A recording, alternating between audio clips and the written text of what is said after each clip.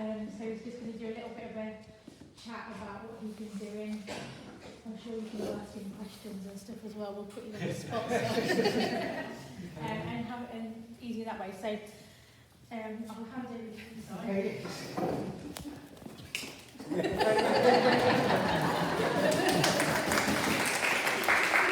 Well, thank you so much for coming and being part of this evening as well. We're amazed and blessed by how many people have come as well. 6 o'clock, it felt easier to go to bed I think at that time, but actually it's such a blessing just to turn up here, be fed, and then to see so many people come to support the night as well. It felt naturally good the way that things worked out for the event that we've been doing, that we ended up being able to run this evening in Nuneaton and then tomorrow morning at Hastings High School down the road here, and so lovely that we can actually have an evening in between, or instead of just vegging out, we can actually share a little bit about the reason why we're going through this. Now, I hope many people will know that I can talk for hours, so I'll try not to keep you here till 9 o'clock at night, but I just wanted to give you a little bit of history. Many of you know, obviously, the family and the past and the story that we've gone through, but in the last couple of years, or few years, we've had some very challenging times in our ministry. When you go and do the frontline work, you can expect lots of difficulties and lots of challenges. And many of you will know the struggles that we had with mental health issues a few years ago, and how we overcame that as well. Well, during lockdown, I'm not getting into conspiracy theories and political, just telling the story of how it is. It was necessary, obviously, for everybody to get vaccinated and to go against COVID. Unfortunately for me, I had an awful reaction to the first jab of COVID, which puts me in hospital. Sadly, I ended up being covered all over the body in a very weird rash and being very ill and having to go. And I know I'm so blessed as well, because I can see so many people around who were part of that prayer network as well when that happened, and was supporting us through that. The consequence of that episode, I think we'll call it an episode rather than an illness as well, that I ended up getting diagnosed with chronic kidney disease, and at a very advanced stage at that moment. So I know that there was one point where I was supposed to go in for a CT scan, and it was they put dye into your system normally, so you can be shown up on there, but it was far too dangerous for that to happen to me.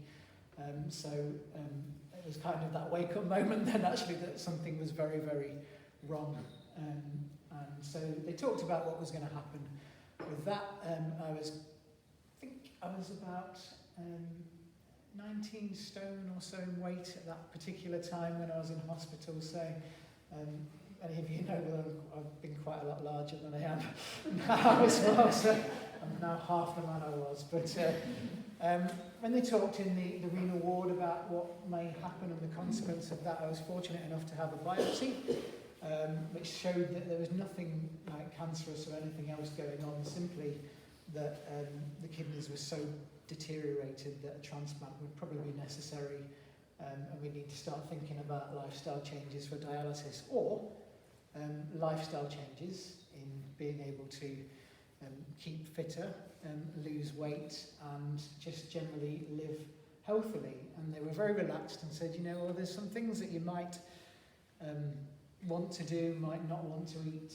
And we chatted with them and said, well, if these foods are going to do damage further down the line to me, why am I going to bother eating them now? I can live a very strict life. And they said, well, yeah, that may help you. Also, if you keep yourself up with a low blood pressure, a high heart rate, high good cardio levels, good things, through fitness, that may help you cope with your disease. So me being me, getting obsessive about different things, said, right, well, I'm going to try and do this that way. And we're going to get lots of people to pray as well. but we're also going to make the lifestyle changes to see what difference that might make to kidney disease. So it made me so awkward, I think, I say.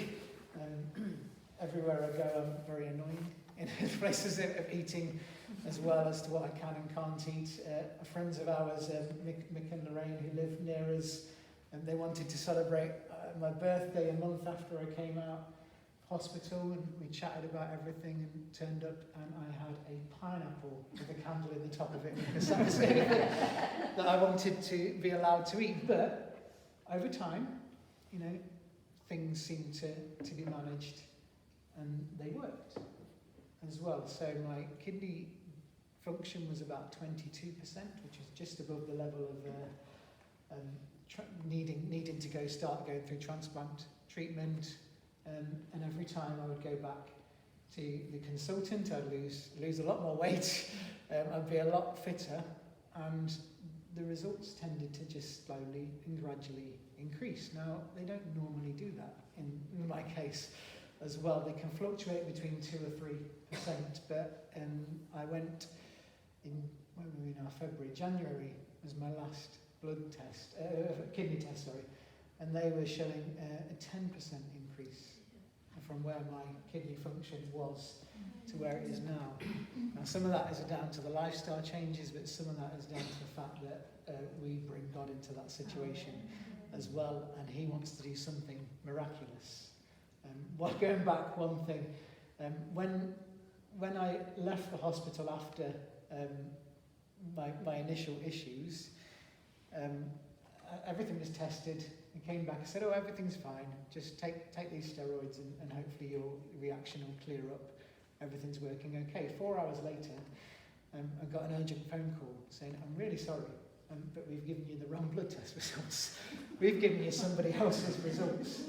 So you need to come back in straight away for this. But we haven't got any beds, because it's the middle of COVID season, and so maybe just have a nice night's sleep and come back in the morning. So you can imagine after that phone call I was very calm. I don't think I'd have been a very positive witness in the evening, but I kind of slept on it and thought, well, what can I do about that? You know, if it's wrong, it's wrong. That's what difference can that make? And amazingly, I went in, and there was a junior doctor there who had to take me into a side room, and I think worried about malpractice and what we might do about that. And I sat there for half an hour with him and got to talk about grace and mercy and forgiveness, and how I was forgiven much, and that same thing would happen, and that wouldn't have occurred if I didn't have kidney disease in the first place. So that got me thinking, surely this can be used for good. And it's great to have people praying for total healing. I believe in that, and I know that at a word, God can do that. But also I know that he can use the opportunity of fighting CKD for his glory. And so I had to thought, what did I have to do in life to change life? Life's very busy as it is, but I had to build other things into that to make it. A lot of it was going to the gym, and then a lot of it was to start running as well. And so I hate running, to be honest. It's not something that I like at all, but it's something that raises up the cardio levels and keeps you breathing heavier and works really well. It actually is a good thing. So that's what I started to do, and get into the gym and regularly going to do that. And when I discovered that you can actually go and do like park runs, and they're free events that you can turn up at to test yourself as well, get you out on a Saturday morning, get your blood's moving and your breath going, and that became quite an enjoyable thing, and it really challenged me, and it's not getting into preach mode, but it challenged all of us, because in Blackpool, in Stanley Park, there's 250 people regularly turn up to the park run, and after a few weeks I was like, but I'm there.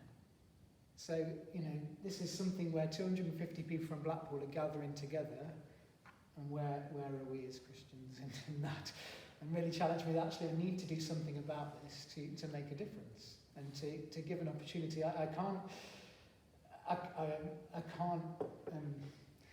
run and chat. I think that's the nicest way to put it. But I must have an opportunity to do something. So we managed to find this place in Germany that made custom-made shirts as well, and then decided that every time I go out and run and go to the gym, which Nesta's got the other refreshment t-shirt on there as well, that wherever we were, there must be something on me that could point to the Jesus that is helping me through this challenge. And I had this moment of saying, what speaks about my situation at the moment? There's lots of lovey-dovey verses that you could use and might want to say nice things. And I got stuck in Romans chapter 5. And Romans chapter 5 says, suffering produces perseverance, which produces character, which leads you to hope, and that hope will never disappoint you.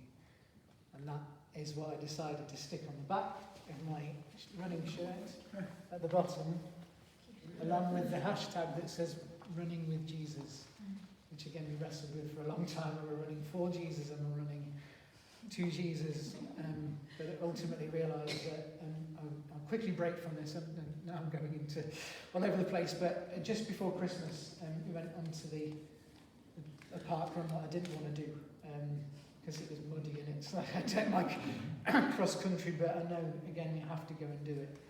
And I have to say I walked down to the park grumbling. It's just like, oh, woe is me, and why do I have to keep doing these things to get on? But there's always that nudging thing at the back of my mind that says, if I don't go, then who will know about what's written on the back? So I have to make that effort to go. And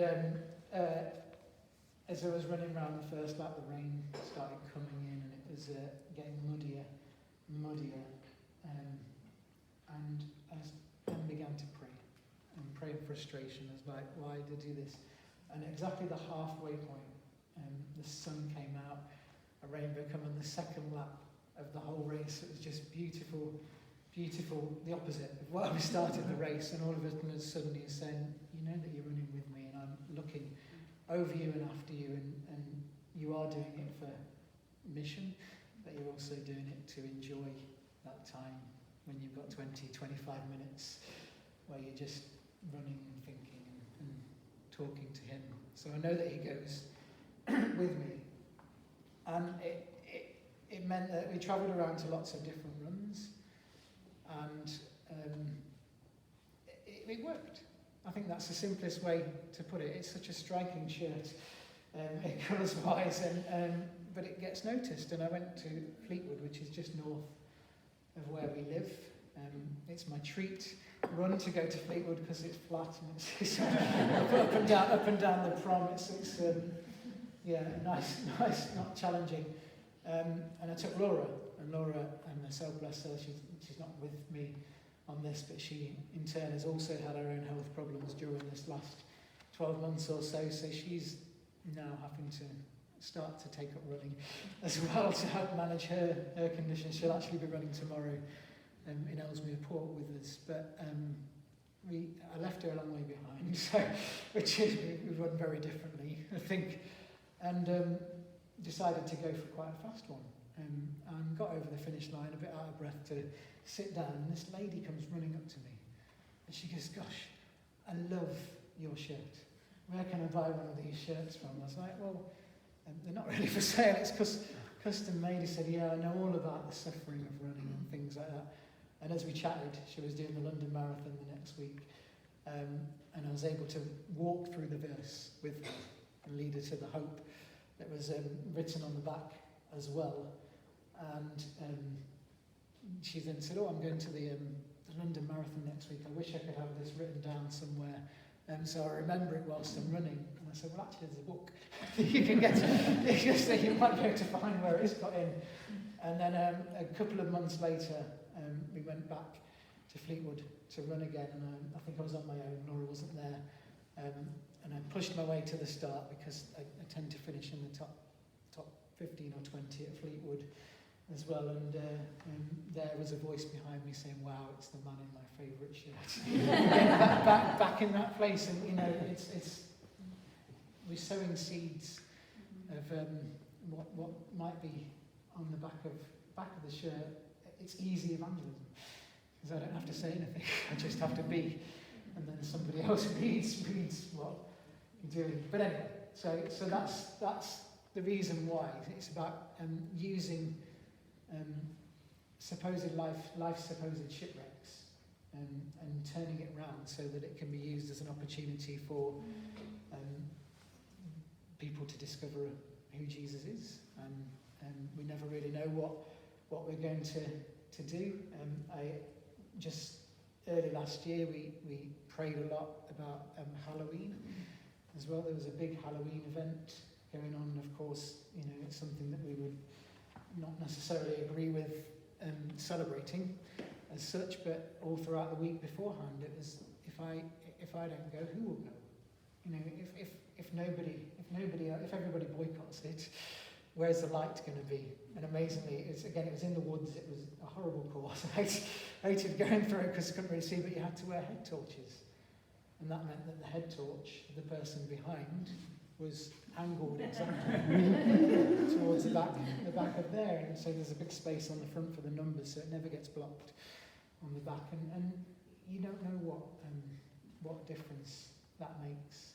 So anyway, we come up to Christmas, and like everybody else, the cost of living crisis is affecting everything really, and we run a building in the centre of Blackpool which houses a shop which specifically works with people with managed mental health conditions. And the key thing for them, because it's a place of sanctuary as well for most of them, they don't get to go to anywhere else as well. So whilst technically they're working in the shop, they're not really, they're receiving support, but it's very cold. And like anything else, it has to be heated. So just before Christmas, it's like, what can we do to support this and to make sure that we can keep this place open for a few months? So we managed to get a small grant for December, and then the challenge was, well, you're the one that's in charge of this. You need to take the responsibility. What can I do to raise funds and to make sure we get through this period as well? We pray, but also we can make a difference. So I can't really run a one-off run anymore because everybody knows that I run every week. So it's not really a challenge to do something like that. You can't just do a fun run. So we came up with this idea that we found out there was a run happening in London, Olympic Park on Wednesday, another one happening today in Shrewsbury, and another one happening at Aintree Racecourse on Sunday morning with some organisations that we know organise good runs, and thought, well, actually there's 5 days between these, maybe we can make something more of this. And all of a sudden it just began to escalate into 4 runs, and 5, and 7, and then up to 15. So we ended up managing to get 15 different venues to do a 5-kilometre run, which is 3.1 miles in old money, shall we say, which is the same distance as what you do at a park run on a Sunday morning. And put them all together and found out we're doing 15 runs in just under 4 days. So quite a challenging feat, but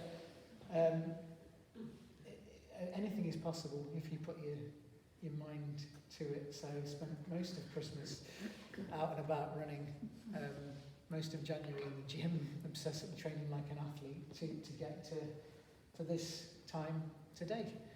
And we told everybody about what we do as a charity, that behind it is Jesus. That's what we're about, including this morning, where we ran up the birthday celebration of Charles Darwin, which is, I'd love to know anybody was thinking behind me at that event. But again, we got a great conversation, didn't we, with the guy that ran that event, and there's lots and lots of people, some very poor people doing a marathon there, which was 47 laps of the same course, which is very, very monotonous. But these leisure centres and these councils were willing to give up the use of their track to allow us to come down and run and just be there and present. So Wednesday evening at Olympic Park we started. Yesterday at 7:30 in the morning we were in Parliament Hill and Hampstead Heath in London, then on the Sir Roger Bannister track at Oxford University, which is the same location where the 4-minute mile first happened. It didn't happen yesterday by a long way, but and then we moved on to Warwick, the University of Warwick, and we went to Solihull, to a facility in Solihull, Tube Grange, and then where did we finish off at yesterday? All the way up to Warrington in Cheshire to do a run there at the stadium down there. Then this morning we began in Shrewsbury at the Darwin Day. Followed that we're going to Derby, to their sports village, then to Loughborough University, which is the premier sporting university, the Paula Radcliffe track, and so I told off in the video because when I did the video I said I at least even on the Paula Radcliffe track I didn't stop halfway round to I made it all the way around, so I wasn't following in her footsteps. But you'll find out what happened with her. And then we've just been to the Pingles in Nuneaton as well to run. And it's been a great thing as well, because we've had people that we haven't seen for a very long time come trackside. Even a good friend of mine, Devon, who you might know who's done stuff with even ran a lap in Birmingham with his holding up his trousers, which was quite funny, but he lasted a whole lap, which I was amazed at. And then tomorrow they'll be at Hastings High School for the park run here. Now it's actually going to be my 25th park run, which is some sort of milestone that they celebrate. They also know it's part of our event as well. So there's a lot of people coming to actually do that. I think some walkers as well here are going to come and do the course as well tomorrow. And that's really, I can, without naming names, that's also exciting because during the period of struggling with mental health issues, I was able to share about the story of that, and that directly spoke into the life of somebody that we know closely in this area, and I was able to go and see him afterwards, and not anybody else could get in when he was struggling with his own issues. And part of that was to, when he came out of that, he was to take up running as well, and that helped him get through his mental health issues, and he'll actually be running alongside me or for some other way tomorrow as well. So again, it's that reminder that God takes crises and uses them to speak into other situations as well. Then after that, we actually have a nice relaxing day almost, really, because we're in Manchester in the afternoon at the regional arena, which was used for the Commonwealth Games. Lovely track there, and then to Ellesmere Port, and then Sunday we are. It was not a great way to end it, but running two within less than 2 hours apart, really. One at Litherland Sports Centre, and then 2 miles down the line. It all ends at Aintree Racecourse, with about 1,000 people running on Sunday morning. I'm very excited as well that my cousin is coming to run that with me as well. I don't know how well he runs, so I'll be chasing him, or he'll be chasing me. Yeah, so good. It's good. It makes a big difference as well. So that's a really nice thing to do.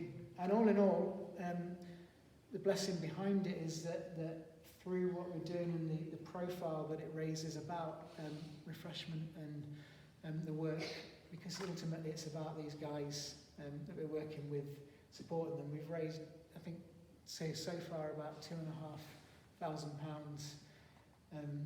just running, really, which is it's a sacrifice, I guess, but it's worth it to know that it helps people out and it makes a difference, and it does good for CKD and kidney disease as well. And there's always that reminder that these things are being done to help keep me being able to do mission more. And I often say, like, when people ask about, it's ridiculous, how do you cope? And obviously question sometimes how much time you spend looking after your fitness as well. I'm not people have a bad idea of like gyms and things like that. I'm not a gym like obsessive that's looking to push weights and things like that, but it does require a bit of time in there to maintain my fitness levels. But I always say I can either spend a few evenings a week in the gym, or I can spend it on dialysis.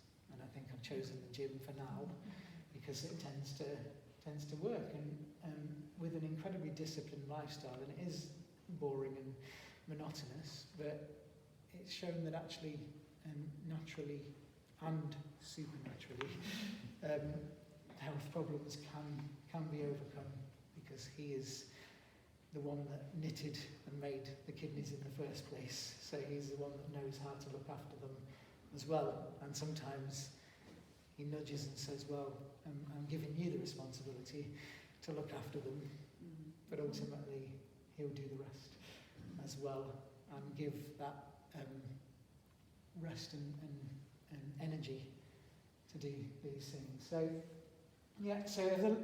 we've been doing well as we've gone around as well. We've encountered a few people, and been able to share about what we're doing as well, and pray as we run in different locations. That I would challenge to say that because of the locations and because of where they are, I don't know how often people get down to these places and pray. It's something we passionately believe in. In Blackpool, we regularly hold a monthly prayer meeting at the top of Blackpool Tower as well. Again, immense favour, because we just asked and said what we wanted to do, and they give us that use for free and close it for the public just so we can go up and pray there once a month. But everywhere you go, you have an opportunity to be salt and light and pray, and we can use that to see God's kingdom advance some way. So that's probably quite a lot of talking now, I think, so to give around. But I do say we really appreciate the support that we get from everybody in prayer, in love, and just as you continue to think about us. I'd like to say that it's getting harder, but it hasn't been that hard today, which is a bit strange. I shouldn't really say that, because it's supposed to be a big challenge, but we've been learning about rhythm. I think that's the thing. So, and I'll just end with this as a sort of a martyrdom kind of thing. When you start out now, and when I start running now, I know I'm going to be out of breath in a couple of 100 metres, and so I can control my breathing. I know my legs are going to really hurt, but I know, is that an injury, or is that just aching? And when I can answer it's just aching, I just have to deal with that. And I know that's going to happen all the way around, and then I can focus on my favourite running word, cadence. And I can focus on the rhythm. Again, every step may bring a little bit of suffering, and every step, every breath may bring a bit of suffering. But as I learn what the suffering is, I can then persevere with that. And as I learn that actually after 1 kilometre or 2 kilometres, the suffering's still there, but I've persevered through it, my character is telling me that I'm going to make it to the finish line. And then I know at the finish line there's something that will never disappoint me at the end. You know, not in a practical sense, I get to stop running, but ultimately there's rewards. You know, and there is a little bit of keeping going in doing these things is setting yourself targets and trying to do it. This in training at the start of January, I ran just under 20 minutes for 5 kilometres for the first time, which is a magic figure for 5 kilometres. That's never going to happen on this run because of the amount of running that I'm doing. But those different targets, saying actually I'm improving and I'm doing enough to challenge myself. And say today I've been over 23 minutes once, I think. Everything else has been under 23 minutes, which, considering how heavy the legs are and how much pain is, they're still challenging times for anybody for a 5k, and that's being done by somebody that was 22 and a half stone and still having a lot of wobbles as he runs around. But all of it is learning that the suffering and the perseverance and the character brings that hope. And I know, whatever we're going through and whatever we do, that hope will never, ever disappoint. And that's why it's worth running with Jesus in. So thank you for a long listening. So it's probably better than doing that at the table going around to 4 tables and doing the same speech to that. But hopefully you can enjoy a bit more nibbles, and if there are any questions or comments, I suppose you can ask me as well. Just whilst I'm going to say that we tried to make sure that because there's so many people supporting this behind us, and know, I mean, we're blessed to be in this part of the country. There's so many other parts of the country where people we're too far away to come for it. So Nesta's been videoing quite a bit, and if you probably will go around a little bit and take a few more videos to give a feel if that's something you don't want to happen, then make it well known to him. But if you're willing to say a word or two, we'd love it to and anything really, I suppose, yes, within reason, but just to document that story of what has been going on throughout the time. There's a question from Brian. I find it an amazing concept that you turn your back on people to bless them. Yes. I kind of look at it a different way. So that gives me the push to keep improving. Yeah. Because I always have to be in front of somebody. So that's otherwise, if you're going to be last in the race, and nobody's going to read it. So yeah, I've never thought of it turning your back on. But it is good. One thing I do, and for those that follow on Facebook and have never had a conversation with me about it or things, every week when I go out to do a park run, we post the results of how I've done and the leaderboard. Now that's not to elevate my ego and say, look how well I'm doing and how far I'm doing up, but now that you're in the know, you can know the secrets of refreshment as well, really. We do that for the purpose that you can look at who is just behind. Because very often somebody is spending a lot of the race time running just behind me. And we specifically focus on those people when we pray and saying, actually, I mean, I was at a course the other week, and somebody overtook me with half a kilometre to go and just finished just ahead of me. So I knew that he'd spent like 4 kilometres of the run directly behind me. And so again, they're the people to pray for, because you'd hope at some point, and everybody's nosy. These things, when people are wearing shirts, I'm nosy to find out what clubs they're running from or what causes they're running from. And so everybody reads everybody else's stuff, really. But yeah, I'm not literally turning my back on people, but that was just a Brianism.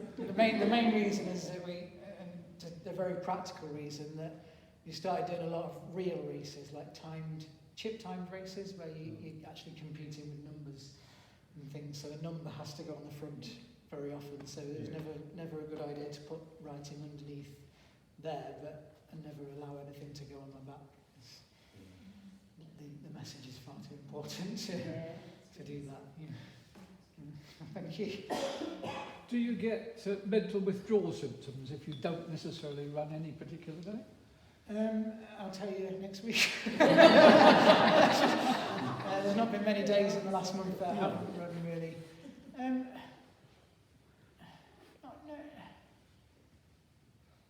I do find it hard to have a day off, really. A day off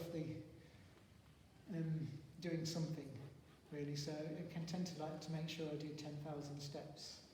But I think mentally in my mind it's like I'm just ingrained into that pattern of evaluating everything that goes into your body, making sure you've done enough exercise to justify what you're eating, and when like I've done tonight, because it's the end of the day, drank 2 coffees, which are a very rare treat. Then I'm always thinking, have I done enough to burn those away? So that's kind of, but the running side, I won't miss it if I don't have a day off running, really. But I know that I won't have long off, really. That's a good question. Yeah. Well, I know I walk at least 4 miles a day, based on the fact that I had stents in 2019, and I do miss if I don't do mentally. It's sort of. I would say because I tend to walk a lot of places as well, and I think I will possibly go to bed a little bit grumpy if I've not done 10,000 steps. So probably it's very hard to rest, really. But I know exactly what you mean. It's you do get into that pattern. So because I've been running, the last 2 weeks I've been running 130, 140 kilometres a week in training. So to not do that, we'll have to see. Probably. Any more for any more? Do you listen to anything while No. you're running? No, never. I use it as an opportunity to pray. So, I tell you, that's not 100% true. I have my phone on me in my arm, and she talks to me every half a kilometre, telling me how at what pace I'm doing, really. But no, never do music, never do anything like that. Just again, it's focused on. There's an opportunity to pray if I can, which is so it is quite unique because everybody's covered in headphones and tellers and things in the gym as well. But I'm very comfortable. Becomes more of a meditation while you run then, probably. Sometimes really. I think there's a lot of things in the world at the minute that desperately need prayer. I think, and one of the things that I was thinking about when I was starting to do five runs in a day was like, if I get myself into a place where I'm desperate, which I am, because I say all this sounds like I'm not trying to pretend I'm any Olympic athlete. I'm a struggler. Really, I'm not a great runner. I find it very difficult, but it puts me in a place where I can feel like I'm desperate, and then my praying becomes more desperate as well. So it works. That's a kind of meditation in a way, isn't it? But there's always an opportunity to speak and to God, and I'm not. You wouldn't want to hear some of my conversations with God. Really, they are sometimes a bit angry and honest. I think that's the best way to describe it. But I specifically won't have distractions. The concept is good in the sense that you're in community and making yourself known. Yeah. Absolutely. Yeah. And it does. I say it. Fortunately, it is quite. The top is quite striking in its own sense. So you tend to get noticed quite a bit, really. It's to be in amongst people is really important. So. Just because they're doing something that a lot of us don't like to do, it's doesn't mean that we shouldn't be in that community, really.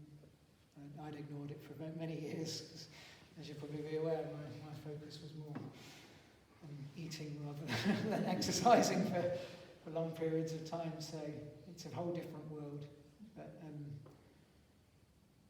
I find the gym is a little bit more harder to break into, really, because nobody wants to talk. No, So it's less of a community there. But the park runs, I'd say I highly recommend it if it was something you wanted to go and.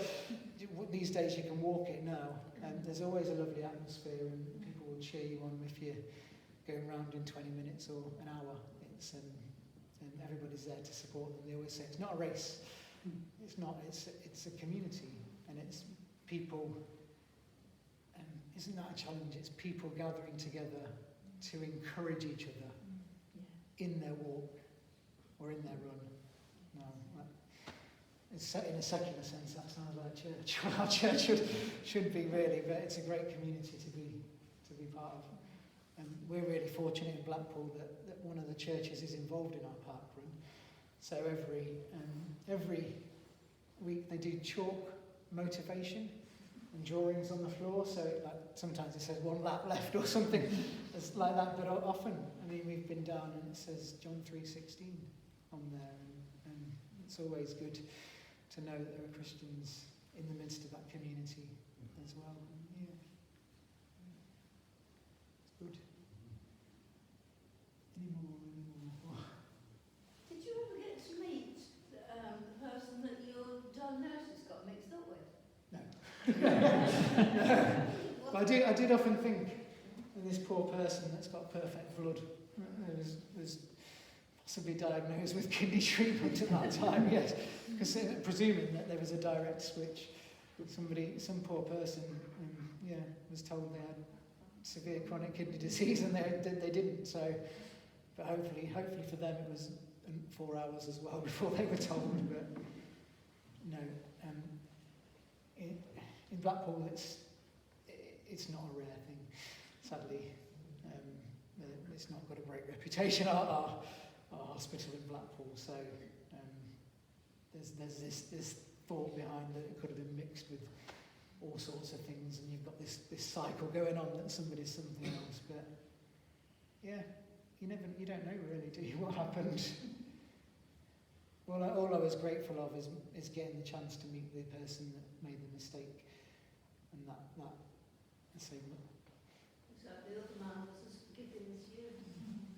Well, yeah, you'd think it would be the other way around because he had bad results and got a good report, but sadly, people are fickle, aren't they? So, but say it was great to meet I'd love to think like at some point the junior doctor is turning to Jesus because in the first major mistake that he made in his career, which could have been calamitous, he then discovered what mercy and forgiveness truly was, really, and so it's not something that's worth pursuing, really.